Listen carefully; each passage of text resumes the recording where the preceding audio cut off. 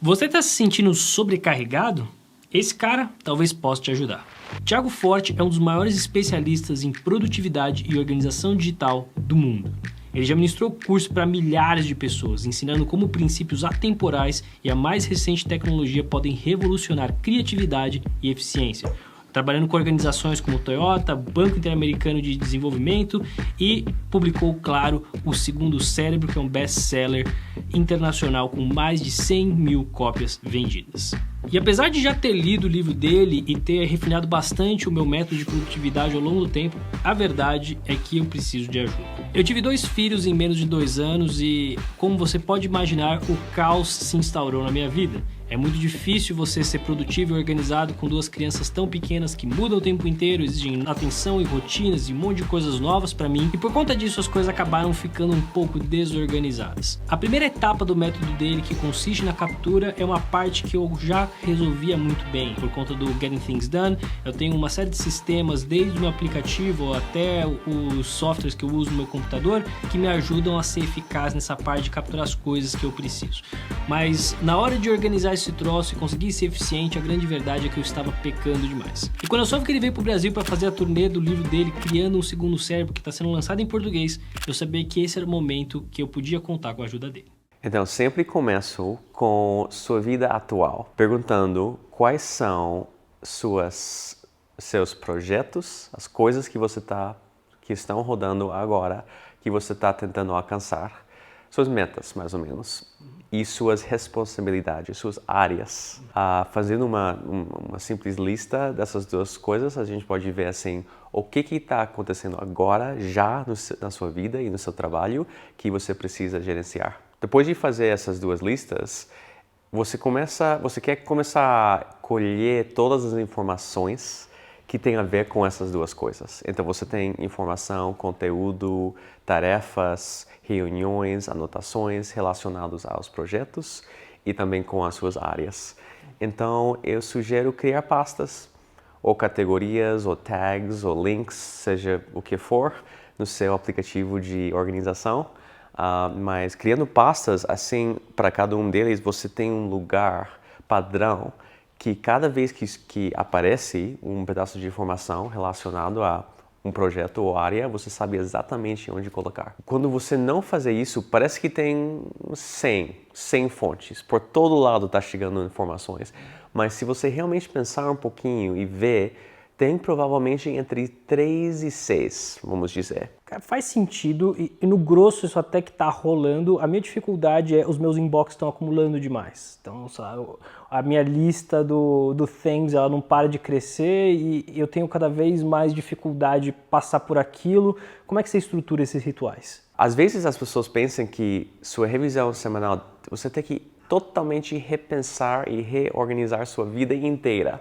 Isso levaria 5 dias, então, óbvio, é impossível. Mas não, para mim, a revisão semanal é muito mais simples. É só olhar, ver cada um desses caixas de entrada e decidir se o que está lá é importante e se você precisa guardar, se é importante, aonde colocar. E aonde colocar só tem 2 opções, em um dos projetos ou uma das áreas. Se ele não pertence a nenhum projeto ou área, você não precisa disso e já pode deletar. O que o Thiago falou fez muito sentido para mim. Existe uma linha tênue entre produtividade e organização. Se você pensar num gráfico em que um eixo você tem organização e no outro eixo você tem produtividade, uma pessoa que não se organiza nada, ela tem alguma produtividade. Se ela se organiza mais, ela tem mais produtividade e assim por diante. Só que essa não é uma relação eterna.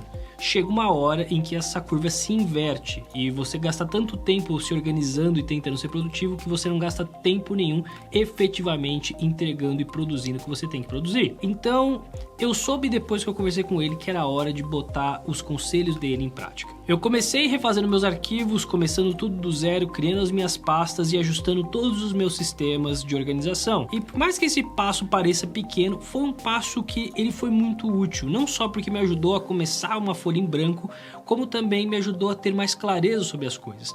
Sobrecarga, ela é muito mais um efeito psicológico do que um efeito de volume de trabalho de fato. Você provavelmente já vivenciou isso também. Você estava evitando fazer uma tarefa e na hora que você resolveu efetivamente fazer, você descobre que ela demora muito muito menos tempo do que você antecipou. E esse processo todo me trouxe muita clareza sobre o que eu tinha que fazer. Isso me ajudou demais a reduzir a minha ansiedade e começar a produzir melhor. E apesar de tudo isso ter melhorado, eu comecei a perceber que ainda não era o suficiente. Eu estava com muita dificuldade de equilibrar os projetos e as áreas e as pequenices que acontecem no dia a dia e o caos da rotina das crianças que uma hora dorme, outra hora não dorme, e a previsibilidade que eu tinha foi sofrendo.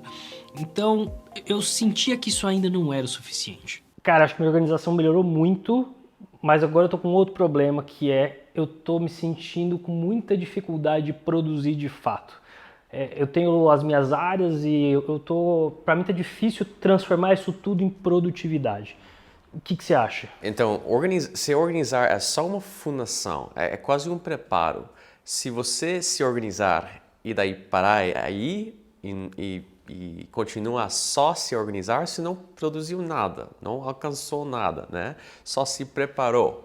Então, eu acho que esse ponto, sua sensação de querer produzir é muito bom, porque você colocou a base e agora você quer construir algo, né? Então, o que eu te perguntaria, o que você acha que é o seu obstáculo, o seu desafio, a sua barreira principal em tomar o próximo passo e começar a produzir?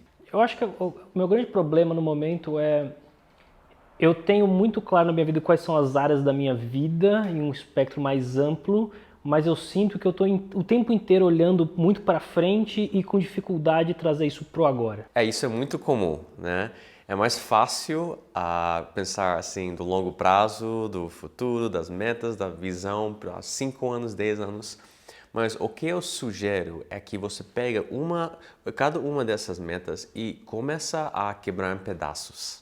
Né? Uma meta não é uma coisa simples que você completa em 5 minutos. Entendo o que você está querendo dizer. Eu preciso transformar os projetos que são muito grandes em projetos menores. Isso. Você quer projetos que são mais pequenos, mais específicos, com um escopo bem definido, senão ele fica meio assim no ar.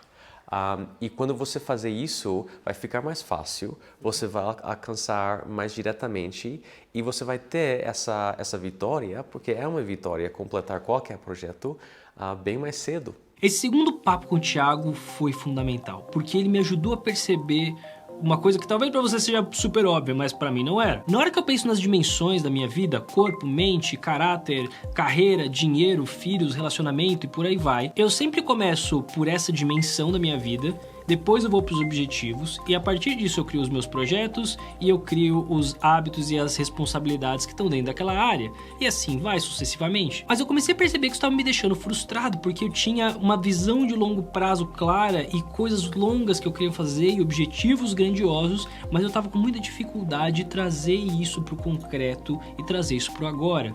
E o lance do projeto é esse, a gente fala projeto, qualquer coisa cabe aí dentro. E eu comecei a me dar conta de que os meus projetos eram grandes demais. Sim, eles eram projetos, sim, tecnicamente ele cabia ali dentro, mas eu não estava alavancando o grande poder da motivação e da urgência e da velocidade que os projetos trazem. Tava na hora de quebrar esses projetos maiores em pedaços menores que eu conseguisse digerir, conseguisse ter mais velocidade, conseguisse manter um nível alto de motivação e principalmente de foco. Tirar o foco do longo prazo e trazer para o hoje os projetos de uma forma que eu não tenha aquela carga cognitiva enorme de eu ter a sensação de que eu tenho infinitas coisas para fazer. Reformular as minhas tarefas em volta dos projetos conseguiu me trazer o foco que eu precisava para fazer as coisas caminharem e finalmente ter a produtividade que eu queria.